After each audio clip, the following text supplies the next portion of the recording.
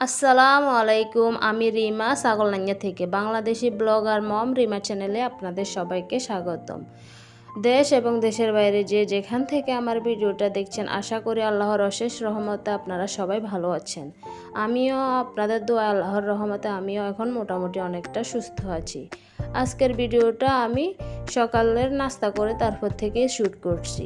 আমার আরও একটা ডেইলি নতুন ভিডিওতে আপনাদের সবাইকে স্বাগতম। আমার ভিডিওটা যদি আপনাদের কোনো অংশ ভালো লেগে থাকে, প্লিজ একটা লাইক আর সাবস্ক্রাইব করে দিবেন। আপনাদের একটা লাইকে আমার কাজের অনুপ্রেরণাটা আরও দ্বিগুণ বাড়িয়ে দেবে।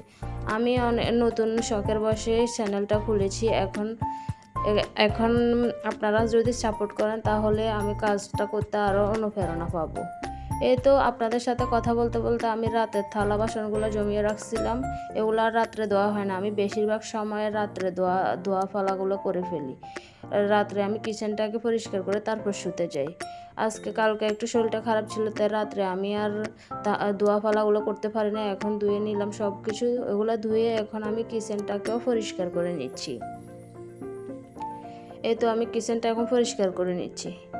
কিচেনটা পরিষ্কার করা হয়ে গেলে দুপুরের রান্না বান্নার জন্য এখন প্রস্তুতি নেব।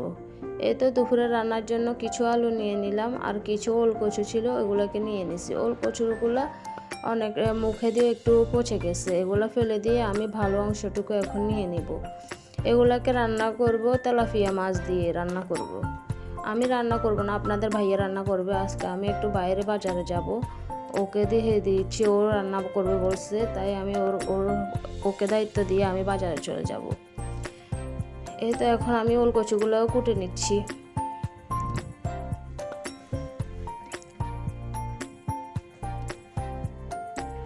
তো ওগুলো কুটা হয়ে গেছে। এখন এগুলোকে ধুয়ে আমি কাঁচামরিচ, পেঁয়াজ, ধনিয়া, টমেটো এগুলো কেটে নেব। এই তো এখন আমার এগুলোকে কাটা হয়ে গেছে। এখন আমি পেঁয়াজগুলোকে হ্যান্ড চপারে ব্লেন্ড করে নেব।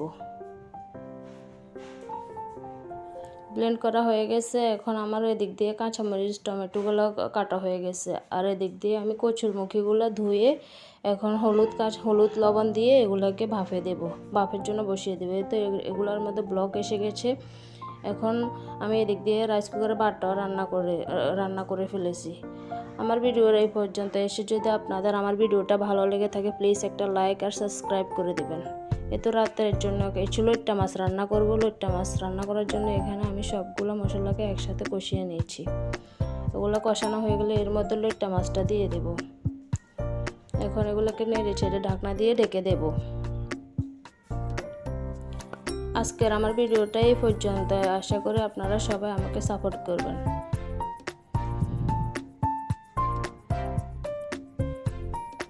আসসালামু আলাইকুম। সবাই ভালো থাকবেন।